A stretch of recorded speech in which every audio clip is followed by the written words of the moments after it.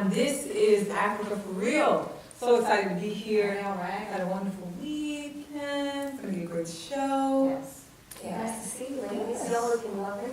Yeah, we got to represent. I mean, this Of is course, always. I actually have a question for y'all. I was on Twitter and there was this thing that was trending. Robert Mugabe, the president of Zimbabwe, said, and I quote, "When God gives beauty without the brains, the private parts suffer the most." We know Robert. He says whatever's on his mind. What do you guys feel about it? What do you think? Is it true? Do you agree with his sentiments? Or what's your opinion about the quote?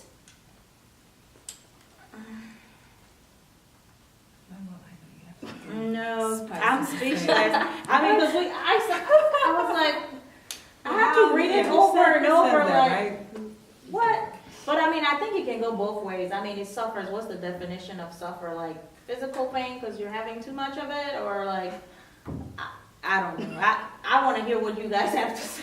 I mean, actually, it reminds me, there's a proverb that talks about a woman without discretion is like a beautiful woman without discretion is like a gold ring in a pig's nose, meaning that it doesn't fit. Like if you have beauty and you don't, and the brains or the wisdom behind it, you lose so much out of it. I mean, it doesn't complement, you know.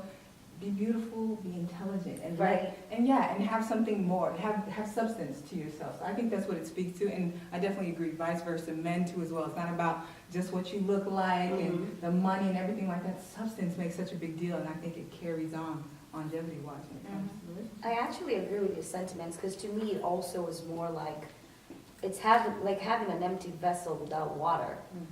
You know, you might have a bottle that's pretty, but if it doesn't have water, it's not going to quench your thirst. So I agree with his sentiments that it's true. It looks disgusting to say it, but it is what it is. Because you gotta have something to talk about after you do the deed, right?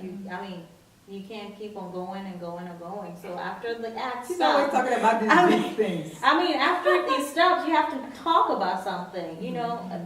Longevity, absolutely. And I think even though we're in a day and age where it's all about beauty, it's all about how you look, you know, it's selfies, it's you know, you can transform yourself. If you used to be a woman, you can, you know, anything goes these days, right? But Right. at the end of it, the thing is that the material, the outside, you know, the physical does not always stay. Like, we get older, things change, you know, especially as women, right? Our bodies, if we have children and everything like that, can change, man, you know, vice versa. So if you have something more than just beauty, if brains is there, if wisdom guides you versus your pocketbook or versus your hair, I mean, hey, get your hair done, get your nails done, that's fine. But let there be more. I think that's what it's all about. So.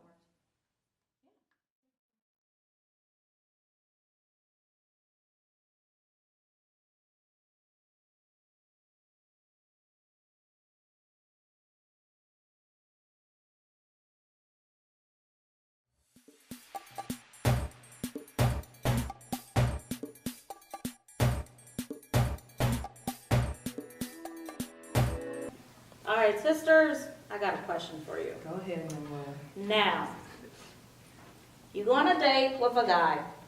Who should pay, the man or you? The first date? Well, let's talk about the first date and maybe we can dive deeper into other dates.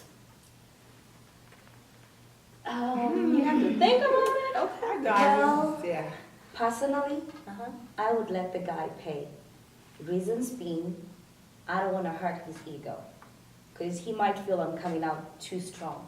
I'm an alpha female. And we have alpha males. So when I pay, it's more like, so you think I can't afford it? So I'm going to let him pay. If it's a second date, I would ask if it's okay for me to pay. If he's fine, then I'll pay. But if he still wants to pay, cash out. How about you, Mercy? I mean, I think it depends on how the date comes about, especially if it's a first date. I mean, how did y'all meet up? What was like the details? Like, it was like, oh, we want to catch, you know, dinner, you want to catch lunch, you want to get coffee. So if it's something mutual, if I was in a situation like that, I'd probably be ready to pay.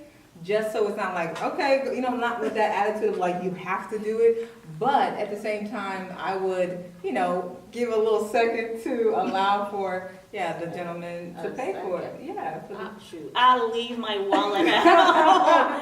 No, I think, back in the days, as a woman, we were talking about, your value, you know what you're worth. So I'm not gonna come to a date expecting to pay. Now, if I know you, well, I won't go out with you if you don't have money. You need to have a GOB to be working. It's not like have a lot of money or anything, but you invited me. I know my worth. As a woman, you need to treat me, as such. I'm not into going to a big fancy restaurant. We could go to McDonald's, get out the dollar and pay from that dollar menu. Would you eat at McDonald's for the first date? Yes, I mean, my husband and I, we joke about that. We used to go to McDonald's and I don't have a problem with it because that's who I am. I don't have a problem, going, places like that. I don't have a problem with it, but you gotta pay. On that first date, that second date, as long as you invite me, you pay. Okay, and then let's talk about that invitation though. Like let's say, these days we got females proposing. Oh. Let's be real, and that's a whole other topic. But if you get to the point where you're just, you're feeling gentleman, he's tall, he has money, like you like him, and then you just want to ask him out because mama, auntie, they're saying ask him now, da, da, da. So you ask him. Are you still expecting him to pay even though you... Rewind. Mommy and auntie will never ask me that. No, I'm just saying like that, there's some people that have the pressure to like, oh, he probably liked you, just go now, this 2016, that's what I'm saying. Like you mentioned who initiates the date. So is it necessary that even if the female does not initiate, she must leave her wallet in her car at home? Is he a man or is he not a man? I don't care who, especially for that first date, show yourself a man. I'm an alpha female as well, but show yourself a man and pay. So what I'm Okay. getting from you is, regardless of who initiates the invite, the guy always has to pay. Yeah, no, especially for the first day. I'm not gonna take you out somewhere where it's like, oh, I'm gonna eat all these things and just sit back and see, okay, now pay. No, I've seen that, I'm cool for, let's go out to the park and walk. Because sometimes we get distracted, we're watching a movie, but we're not connecting. I'm wanting the relationship to go somewhere, right? So we're just there watching a movie, then what? We're not discussing. So let's go out for a walk in the park, grab some hot dogs, whatever, but at least the first date, you must pay. Now, the second time, we can discuss, maybe because we've gotten to know each other a little better, and I know that maybe you having troubles at work or whatever, your job is not, then we'll split it half and half. I don't have a problem. I did that with my husband. What if it's someone you don't know? They just met you. They asked you out on the first date, so you don't know their financial situation. Would you be willing to let them pay, or you would be prepared just in case? You will pay for you because she's already scouted the man that she will go out with. She will not go out with anyone that cannot pay for the meal. No, that's not what I meant. No, don't switch your story because what I said, Mercy, is like, I don't care if it's McDonald's. So it's not like take me to Red Lobster or some other, expensive restaurant. McDonald's. No, let me just at least pay for a dollar. Okay. When you meet someone for the first time, you don't even ask them, how's your financial situation? You just meet, for instance, you're going to Starbucks, someone says, hi, can I have your number? You give it to them. You don't know what their pocket is. They ask you out. Would you be prepared? Because I would be prepared. No, I won't be prepared to pay in case, but I don't think I'll be. Yes, at least for the first date, I expect you to pay, and I think that's where society has changed. If you go back, few years back, you ask our parents, that's not how it went. I mean, you look forward to. It's just something. It does something to you as a woman to know that at least for the first day. He thinks enough of you to borrow $1 from his friend because he has a date. I mean, can you borrow $1? I mean, people are buying. So I can sympathize, right? Like, Thank you. In case I'm extra hungry, just be ready. But anyway, so those are my thoughts. But I really enjoy hearing what you guys had to say. So we'll be right back.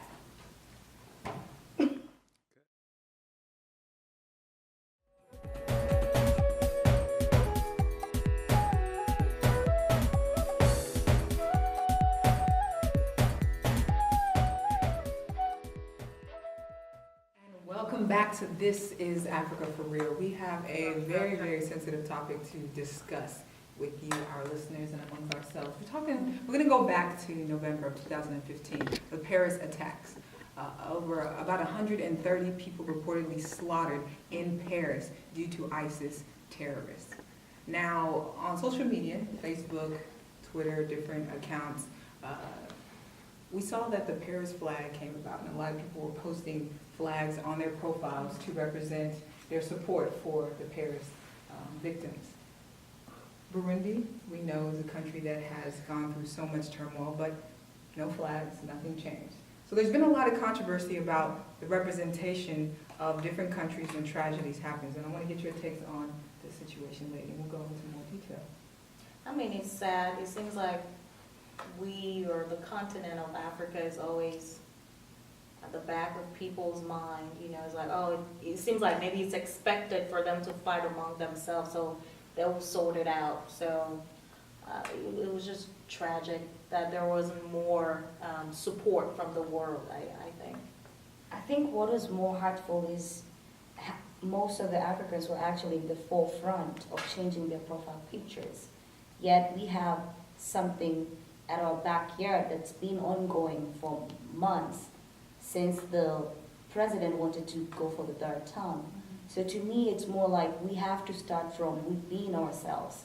We can't expect the world to always be there for us, because we know that's what's going on in Burundi. There's more to just political power. It's more about the gold that has been discovered in the country. So there's more to that. We just change because people are changing. And my heart goes out to the Paris attack. But I also feel like we as Africans should have informed or spoken more about Burundi. Yeah, I absolutely agree with both sentiments, actually. I mean, it's important that we don't put responsibility on everybody for our own information and the dissemination of that information. We're Africans. We should know about what's going on in Africa and not put it on everybody else on the world to do this or do that for us. I think that's where ownership comes about when we're Africans too as well. And just touching a little bit about Burundi, I mean, some of this turmoil and conflict has been going on for years. Right. You know, beyond colonization, you know, the Germans were there, then it was ceded to Belgium. And so we know that there's been a lot of political unrest due to a lot of this colonization, and it has triggered a lot of ethnic battles amongst the Africans that are there, the ethnic groups that are there. So Burundi, it's in the eastern part of Africa. But now there's so much going on, I mean, to the point where refugees are being displaced to, I think reported up to 200,000 being displaced, Right. 200,000 slaughtered too as well. I mean, we know that, you know, whenever, I think it was 130, and again, not to take anything away from those that lost loved ones and died in Paris and in other parts of the world too as well, but this has been going on for so long. It actually reminds me of what happened in Rwanda. Look at the location of Burundi. It's right Just next neighbor, to, yes. it's a neighboring country to Rwanda. And they have a similar culture. They have the same tribes. It's a very small country with only 3 tribes, the Hutu, Tutsi, and the Twa, which is like the minority. Yeah, right. So to see a small country with, compared to Nigeria where we have 150, it's very painful. Yeah.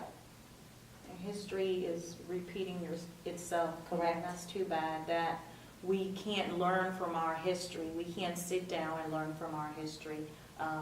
We did talk about some very deep stuff today, so we hope that you guys will stay tuned. We'll be right back.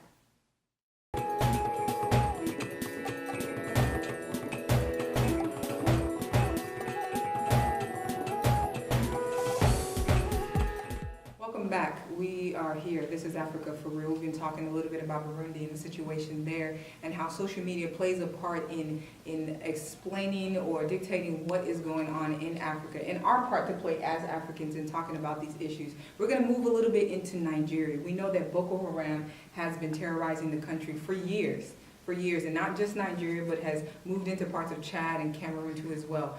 A couple of years ago, there was the Bring Back Our Girls campaign when over 275, 76 plus girls were kidnapped, and to this day there's no reports of what has been done or found. So there's a lot going on. Yes, there were a lot of people changed their Facebook pages at that point, but where are those pages now, right? What's been done since then? I mean, there are mothers, fathers, you know, brothers and sisters that still are living this issue, you know, but the world has kind of forgotten. So what are the steps that are being, you know, taken? Like, what can we do? Is there more that we can do besides just talk about it or flash a profile pic? I don't know what we can do other than just trying our best to keep such stories in the forefront. I think that's all we can do. I mean, that's all we can do, and remind each other, each African country, remind the world that these girls are still missing, you know, among other issues that are going on and stuff like that. So, I mean, what do you think we can do? I think just talking about it, but what gets me is that Boko Haram, look, you know, the word haram it stems from Arabic, which means forbidden. Boko is more like westernization, so it's more like they're against the Western world coming to tell them what they should do, and they tie that into the Islamic Sharia law. So for people to just think that it's okay to kidnap girls, kidnap foreigners, and ask for ransom, because that's how they're funded, as well as, you know, support from some of these first world countries. To me, it's more about what should the world do, because we have people in power who support these groups. We have a voice. All I can do is talk about it, but people in higher power need to do something. And I know Michelle Obama was very vocal about it, and she actually had a sign that bring back our girls. But if I take it back to Nigeria, it was twisted into, again, a political play where it was bring back Jonathan Goodluck when it was time for elections. So it's an unfortunate incident that other people take advantage of, because we have a slogan that's bring back our girls. You're in power. Why do you come up with a slogan of bring back Goodluck Jonathan for your campaign? And just to kind of distinguish, because definitely not every Nigerian felt, you know, was behind this particular campaign or the play on words. You know, everybody, there's freedom of speech, people can do whatever they want to do, and I think being responsible enough to say, hey, this is where I stand, and not so much put some attention to people that may not be using the attention for good, but highlighting those that do. I love what Madam Obi Ekwesili said. She was the former, she was the Minister of Education under the former President Obasanjo. And she also was the Vice President of the World Bank's Africa Division too as well. She spoke in Houston a couple of years back, and she talked about the position of the citizen. That as citizens, even if you don't have a role, even if you don't have a government post, you have a role to play. We know that there was a time when Occupy Nigeria started, and then there was Occupy this, Occupy that. I mean, and it stemmed in Nigeria, came here, it stemmed in different parts of the world. People were taking a stand, people were protesting what was going on, and things were changing. We know even here in the U.S., when there was a situation with racism, some athletes stood their ground, and what happened? I think it was the president or a very high official within the university stepped down. I think 24 hours, 36 hours later. So there is something that can be done. Conversation, I think, does matter, but beyond regurgitating the problems, but saying, okay, what solutions can we have? And I believe in Africa, and in the people that believe in Africa too as well, because of the intellectual resources that we have. So anyway, there's a lot to talk about. This is Africa for Real. We'll be right back. Okay.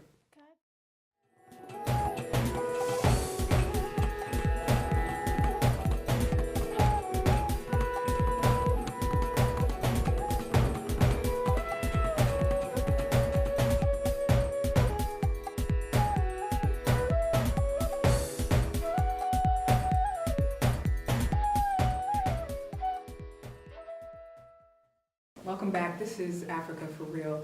Vicky, you had a comment? Oh, yes. I wanted to touch base about the African Union. I think it's doing a great job about addressing what's going on in Burundi. It is actually considering sanctions against Burundi if the violence doesn't stop, because it's reached to a point where it's 9 months since the president was elected for a third time, and we still have people killing one another. So that's a good thing to the AU.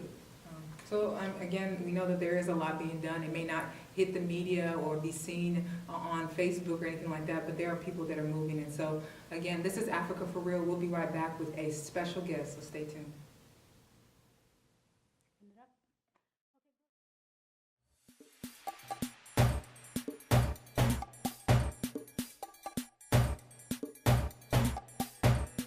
Welcome back to This is Africa for Real. In our studio today, we have a lovely guest. She is the author of World Cuisine, My Culinary Journey Around the World, Miss Juliet Hagelin. Let's introduce her. Clap it up as she comes in. Yes, yes, yes. Hi. Hi. Welcome, welcome. Thank you. Now, she was born in Lagos, Nigeria. Her love for international cuisine started at a young age. She traveled with her father, which was a Nigerian diplomat, and she was introduced to cooking by her Le Cordon Bleu mother, which she was Paris educated. Thank you again for joining us. Thank you. I'm glad to be here. Beautiful, beautiful book Thank cover. you. Can't wait to get into this. Now, I have a question for you, Juliet. We're so glad to have you on the show today. I just want to know when and how do you find the time to do this?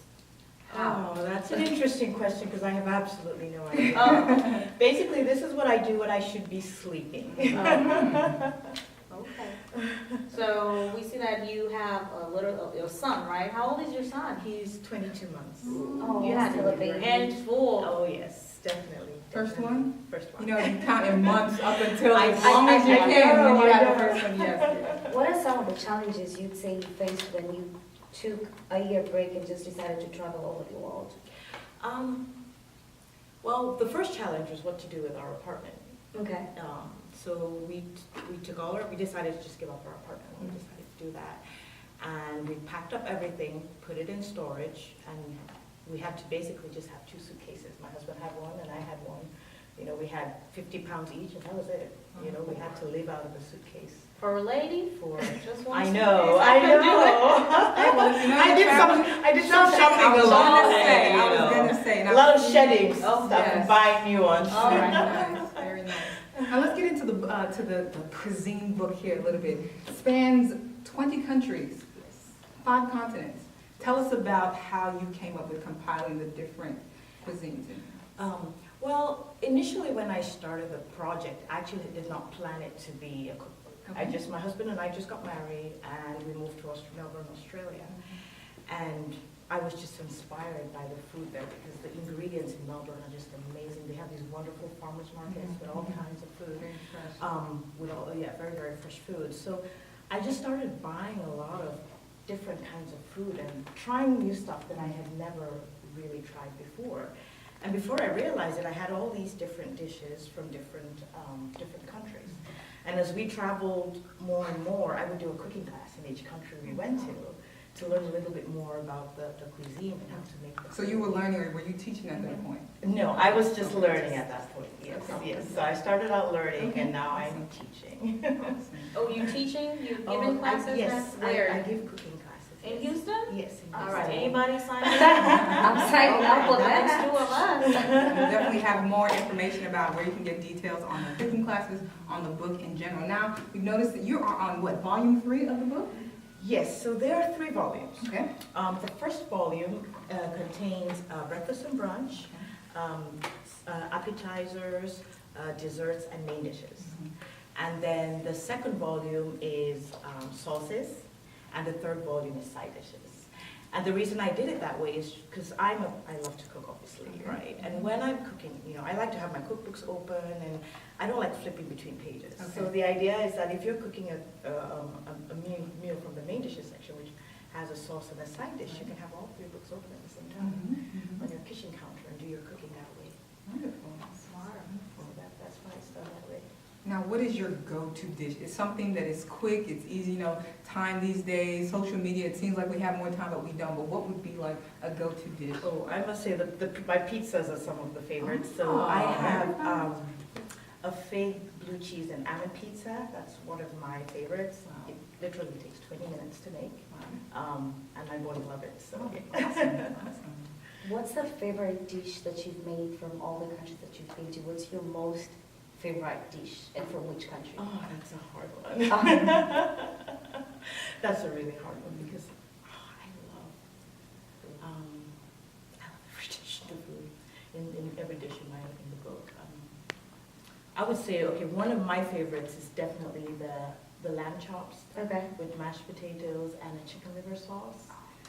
That's one of my favorites, and it is from France. Now, do you include a lot of African dishes in here? Because I know, you know, some of these African dishes, they take forever. So the thought of making them like, no, let's go take out. So do you include like African dishes in here? Yes, I have several Nigerian dishes. A lot of the dishes, the Nigerian dishes, what I've done is I've tried to simplify from the traditional Nigerian way, like you say, 2 hours in the kitchen. We don't do that. I mean, it's half an hour and you're done, Oh, right? right. So That's what I like. Exactly. So I've tried to simplify them, and then I've also tried to substitute the ingredients so that the ingredients you can easily get in your local grocery store. Give us an example of a traditional Nigerian or African dish and something you've used to substitute. A good example is a soup called, we call it egusi soup in Yeah, Nigeria. I know you guys are listening now. So with the egusi soup, what I've done is I've substituted the traditional egusi with melon if you're not able to get that. And I've used the melon seeds just to cook the soup. And it tastes really, really good. And then instead of putting palm oil, if you're not able to do that, I use tomatoes and olive oil. So I give both options in the book, just in case you can't get those ingredients. And you can try Which them. volume is that? Okay, yeah, we're gonna find it. Very nice. If viewers would like to get your book, is there a place where they can order it online or? Yes, there is. So Okay. the books can be ordered on my website, Okay. and it's www.dreamsoffood.com. Awesome, awesome. Again, that's www.dreams with an S or a Z? With an S. With an S, dreamsoffood.com. Again, thank you so much for joining us. We're sitting with the publisher, the author of World Cuisine, My Culinary Journey Around the World. So I have brought a gift. It contains my 3 books, World Cuisine, My Culinary Journey Around the World, Volume 1, 2, and 3, and it's already gift wrapped. Wow, thank you, thank you. And this gift is for you, any one of our viewers. All you have to do, we'll give you all the details on how you can win this edition. So you gotta stay tuned for This Is Africa for Real. We'll be right back. Thank you. Cut.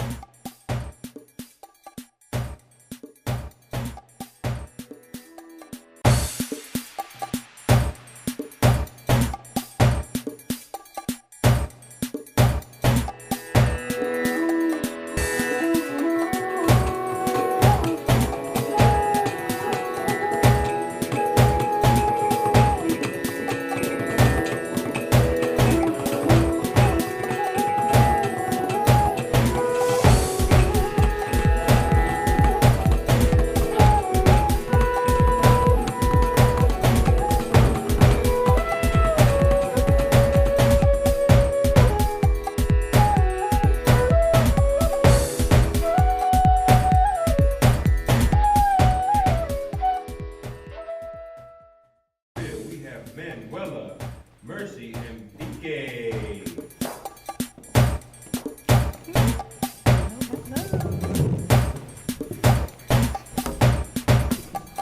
Get situated, everybody's looking so How to pull this up a little bit. breezy. Okay, get situated. Welcome, y'all. This is Africa for Real. I know they say love is blind, love does not determine the age, but I don't see this as I don't know. What do you guys feel about it? I thought she was gonna say that had her thinking about sugar daddies. You know, she's so beautiful. And when I read that, I was like, okay, is it the underwear, just the underwear she washes, or just a shirt when, you know, the shirt is just dirty? Because like a whole load of laundry, I don't think so, honey. No, there's no way. We thank you so much for joining us on TIA. This is Africa for Real. We'll be right back next time.